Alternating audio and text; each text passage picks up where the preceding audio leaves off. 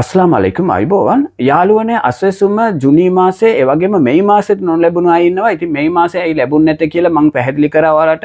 අප්‍රේල් මාසෙදී අවුරුදු දීමනාවත් ලබා දුන්න අස්වැසුමත් එක්ක ඉතින් ඒත් එක්කම මෙයි මාසට අදාළ දීමනාවත් ගොඩාක් අයට දාලා තිබ්බා. ඉතින් ඒ අයට තමයි මෙයි මාස මුදල් හම්බුනේ නැත්තේ කියලා. ඒ වගේම තමයි ජුනි මාසේ 6 වෙනි මාසෙත් ඒ වගේම 7 වෙනි මාසේ මේ මාසෙත් අස්වැසුම මුදල් නොලැබුණු අය ගොඩාක් අය ඉන්නවා.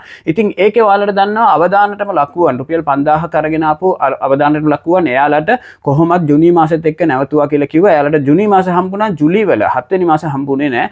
ඒ වුණාට මේ මාසේ දෙකේම හම්බුනේ නැති පිරිසක් ඉන්නවා. ඒක තමයි පළමු අදිරේ දුප්පත් කාණ්ඩේ හිටපු අය රුපියල් 10000ක් ලැබුණු අයටත් මේ මාසේ දෙකේම හම්බුනේ නැහැ. ඉතින් එයාලට තියෙන ලොකුම ප්‍රශ්න අපිට දිගටම මේක හම්බ වෙන්නේ නැද්ද කියලා. ඉතින් ඔයාලට දන්නවා පළමු අදිරේ අයට 2023 ඉඳලා 2026 ජුනි මාසේ දක්වා තමයි 6 වෙනි මාසේ දක්වා තමයි මේ මුදල් ලබා දෙන බවට කිව්වේ. ඒ වුණාට පළමු අදිරේ අය තවමත් සුදුසුකම් ලබන අය ඉන්නවා නම් ඒ වගේම තමයි පළමු අදිරේට අයදුම් කරලා ඒකෙන් තෝරාගත් නැති අය ඉන්නවා නම් අන්න එයාලටත් නැවත තොරතුරු ලබා දෙන්න කියලා තිබුණා. මෙයාලා යාවත් කාලීන කිරීම තුලින් නැවත සමීක්ෂණයක් කරලා මෙයාලවත් අස්වැසුමට ඇතුළත් කරගන්නවා කියලා. ඉතින් ඒකේ නම් ලැස්සුව තවමත් ආවේ නැහැ. ඉතින් ගොඩාක් කටිය බලාගෙන ඉන්නේ කවුද ඒකට සුදුසුකම් ලබලා තියෙන්නේ, කාටද දිගටම හම්බ වෙන්නේ, කාටද හම්බ වෙන්නේ නැත්තේ කියලා. ඉතින් මේ මාසෙත් ඒ වගේ පහුගිය මාසෙත් හම්බුනේ නැති අය බලාපොරොත්තු වෙනවා එයාලට දිගටම හම්බ වෙන්නේ නැද්ද කියලා. ඉතින් 7 වෙනි මාසේ 30 වෙනකොට තමයි ඒ අලුත් ලෑස්තුව නම් ලෑස්තුව එළියට එන්නේ. එතකොට ඔයාලට වෙබ්සයිට් එකේ බලා ගන්න පුළුවන්. ඒ නම් ලෑස්තුව එයාලා වෙබ්සයිට් එක දාපු සැනින්ම අපි අනිවාර්යෙන් ඒ ලින්ක් එක අරගෙන එනවා ඔයාලට. ඔයාලගේ නම් ඇතුළත් වෙලා තියෙනවද කියලා ඔයාලට බලා ගන්න පුළුවන් වෙන්න. ඒ වගේම තමයි නැවත යාවත් කාලීන කිරීම තුළින් සමීක්ෂණයෙන් තෝරාගත් අයට එයාලගේ මුදල් ලැබෙන්නේ අගෝස්තු වල ඉඳලා තමයි. අගෝස්තු අවසානයේ ඉඳලා තමයි එයාලට මුදල් ලැබෙන්නට පටන් ගන්න. ඉතින් ඒ හින්දා ඔයාලා මේ ජූනි මාසේ ජූලි මාසේ වල මුදල් ලැබුණ නැහැ කියලා ඔයාලා කලබල වෙන්න එපා. මේ නම් ලෑස්තු එළියට ආවෙන් පස්සේ ඔයාලට පුළුවන් ඔයාලගේ නම ඇතුළත් වෙලා තියෙනවද කියලා බලලා. එහෙම නැති වුණොත් ඔයාලට එයාලා අවස්ථාවක් අනිවාර්යෙන් දෙනවා. දින ගණනක අවස්ථාවක් දෙනවා. ඒ කාලය තුල ඔයාලට පුළුවන් අභියාචනාවක් ඉදිරිපත් කරන්න පුළුවන්. ඒක ඔන්ලයින් හරහා කරන්නත් පුළුවන්. නැත්නම් ග්‍රාම සේවක හෝ ලේකම් කාර්යාලයේ ඉන්න අස්වැසුම් නිලධාරීන්ගෙන් ඒ ෆෝම් එක ඔයාලට ගන්න පුළුවන්. ඒක අරගෙන ඔයාලට පුරවලා දෙන්න තමයි තියෙන්නේ.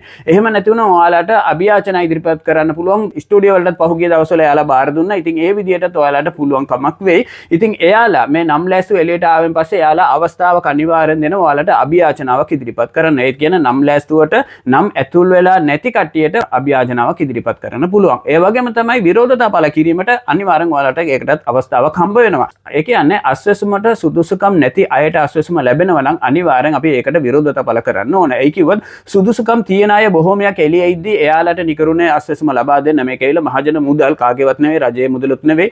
මේක ඇවිල්ලා මහජන මුදල්. ඒ හින්දා මහජනතාවගේ සුදුසු අයට තමයි මේ මුදල් යන්න ඕනේ. ඉතින් ඒ වෙනුවෙන් තමයි එයාලා මේ විරෝධතා පළ කිරීමට ඔයාලට අවස්ථාවක් දීලා තියෙනවා. ඉතින් අනිවාර්යෙන් ඔයාලා ඒ විරෝධතා පළ කිරීමට ඒ කියන්නේ අස්වැසුම් වල සුදුසු නැති අය ඉන්නවා නම් අස්වැසුම නම් ලෑස්තුවේ එයාලට විරුද්ධව ඔයාලට විරෝධතා පළ කරන්න අවස්ථාවක් තියෙනවා. ඉතින් මේක පටන් ගන්න මේ ජූලි මාසේ 7 වෙනි මාසේ අවසානයේදී තමයි මේක පටන් ගන්න. ඉතින් එයාලා නම් ලෑස්තුව එළියට දැම්මෙන් පස්සේ තමයි ඔයාලට ඒ අභියාචනා බාර දීමත් එහෙම නැත්නම් විරෝධතා පළ කිරීමට ඔයාලට අවස්ථාවක් හම්බ වෙන්නේ. ඉතින් මේ සියල්ලම අවසන් වුණෙන් පස්සේ ඉදිරියටත් අස්වැසුමට සුදුසුකම් ලබන අයට අගෝස්තු මාසේ අවසානයේ ඉඳලා තමයි එයාලට මුදල් ලැබෙන්නට නියමිත වෙලා තියෙන්නේ. දැන් කවුරුවත් කලබල වෙන්න ඕනේ නැහැ. ඔයාලා ඔයාලගේ තොරතුරු ලබා දීලා තිබුණා නම් අනිවාර්යෙන් සමීක්ෂණයකින් පසුව ඔයාලගේ නමත් මේ අලුත් ලෑස්තුවට ඇවිල්ලා තියෙනවද කියලා ඔයාලා බලන්න.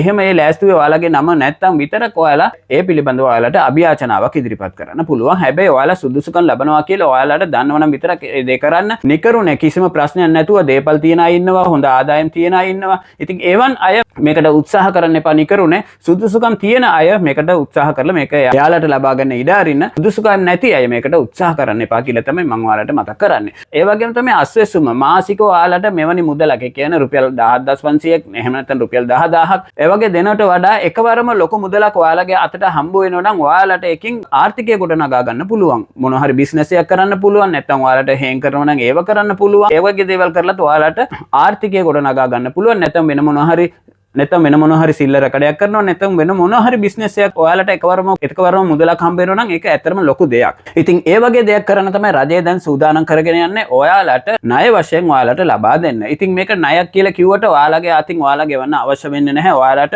අස්වැසුම ලැබෙනවා. ඉතින් අස්වැසුම මුදලෙන් එයාලා ඒක කවර් කරගන්න ඉවි. ඔයාලට තියෙන ඔයාලට හම්බ වෙන මුදලෙන් මොනවා හරි බිස්නස් එකක් පටන් අරගෙන ඔයාලා ඔයාලගේ ආර්ථිකය හදාගන්න තමයි ඔයාලට තියෙන්නේ. ඉතින් රජයත් බලන්නේ ඔයාලව ශක්තිමත් කරන්න. මේ වැටිලා තියෙන ආර්ථිකයෙන් ඔයාලව ගොඩ අරගෙන ඔයාලව සාමාන්‍ය තත්වයකට ගේන්න තමයි රජයෙන් උත්සාහ කරන්නේ. ඉතින් හැමදාම මේ වගේ ඉන්නේ නැතුව හැමදාම රජයේ බලාපොරොත්තුෙන් ඉන්නේ නැතුව මේ වගේ දෙයක් තුලින් අපි ප්‍රයෝජනයක් අරගෙන අපිට කියලා මොන හරි ව්‍යාපාරයක් පටන් අරගෙන හරි අපේ ආර්ථිකය හදාගන්න තමයි අපි උත්සාහ කරන්න ඕනේ. ඉතින් මේ වෙනුවෙන් පවුල් ලක්ෂ 2කට වගේ තමයි එයාලා මේ ණය ලබා දීමට කටයුතු කරගෙන යන්නේ. රුපියල් ලක්ෂ 5ක ණය මුදලක් එයාලා ලබා දීමට කටයුතු කරගෙන යනවා. ඉතින් මේක දුප්පත් සහ අන්ත දිලිඳු කාණ්ඩයන් දෙක තමයි දැනට තියෙන්නේ. ඉතින් ඒකෙන් ගොඩාක් දුරට මේ අන්ත දිලිඳු කාණ්ඩයට තමයි මෙන්න මේ ණය මුදල ලබා ගන්න හැකියාවක් තියෙන්නේ. ඉතින් ලක්ෂ 5ක මුදලක් එයාලා ඔයාලට ලබා දෙයි. ඉතින් ඒක පළමු වසරේ ඔයාලට ගෙවන්න අවශ්‍ය වෙන්නේ නැහැ. සුළු පොලිය තමයි ඒකට අය කරනවා කියලා රජ දැනුවත් කරලා තියෙන්නේ. 104ක් නැත්නම් 106ක් අන්න ඒ වගේ සුළු පොලියක්. ඉතින් ඒ පොලිය විතරයි ඔයාලට පළමු අවුරුද්දේ ඔයාලට ගෙවන්නට තියෙන්නේ. ඊට පස්සේ ඉඳලා තමයි ඔයාලට ණය වාරිකය ගෙවන්න තියෙන්නේ. ඒකත් ඔයාලා අතින් ගෙවන්න අවශ්‍ය වෙන්නේ ඔයාලට මාසෙන් මාසේ අස්වැස්සම මුදල එනවා. ඉතින් ඒ තුලින් එයාලා ඒක කපා ගනීවි. ඉතින් මේ විදිහට තමයි මේ ණය ලබා දීමට එයාලා සකස් කරලා තියෙන්නේ. ඉතින් මේකත් ඔයාලා වෙනුවෙන් තමයි මේ රජය මේක සූදානම් කරලා තියෙන්නේ. ඉතින් බලාපොරොත්තුෙන් ඉන්න මේ මාසේ අවසාන වෙනකොට අලුත් නම් ලෑස්තු එළියට එන්න තියෙනවා. ඉතින් ඒක එළියට ආපු ගමන් අනිවාර්යෙන් අපි ඔයාලව ඒ ගැන දැනුවත් කරනවා. ඉතින් ඒ ලින්ක් එක අපි ලබා දෙනවා. ඒ තුලින් ගිහිල්ලා ඔයාලට ඔයාලගේ නම් මේ ලෑස්තුවේ තියෙනවද කියලා බලන්න පුළුවන්. එහෙම නැති වුණොත් ඔයාලට පුළුවන් අභියාචනාවක් ඉදිරිපත් කරන්න. ඔයාලට අනිවාර්යෙන් එයාලා අවස්ථාවක් ලබා දෙනවා. ඉතින් මගේ channel එක subscribe කරලා bell button එකේ all select කරලා තියාගන්න. එතකොට තමයි මම වීඩියෝ එක දාපු සෙනින් ඔයාලට notification තුලින් ඔයාලට දැනගන්න පුළුවන් වෙන්නේ. ඒ හින්දා අනිවාර්යෙන් subscribe කරලා bell button එක all select කරලා තියාගන්න. මේ පණිවිඩය ඔයාලා දන්න කෙනා යාළුවන්ටත් share කරන්න. ඔයාලා හැමෝටම සුබ දවසක්.